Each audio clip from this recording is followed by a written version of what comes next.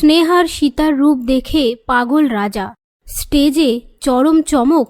সম্পূর্ণ জানতে হলে চ্যানেলটি সাবস্ক্রাইব করে ভিডিওতে লাইক দিয়ে দেখতে থাকুন। অন্নপূর্ণার লক্ষ্মীরা সিরিয়ালের নতুন আগামী পর্বে আমরা দেখতে পাই অন্নপূর্ণা বলতে থাকে, মাস্টারমশাই আজকে খুব বড় বিপদে পড়েছে, তার জন্য ওনার পাশে তোর গিয়ে দাঁড়ানো উচিত স্নেহা। পাশ থেকে সাথী বলে, আমার বোন চাইলে সব কিছু করতে পারবে।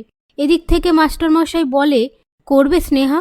তখন স্নেহা মাথা নাড়িয়ে বলে, হ্যাঁ হ্যাঁ করবে সীতার রোল।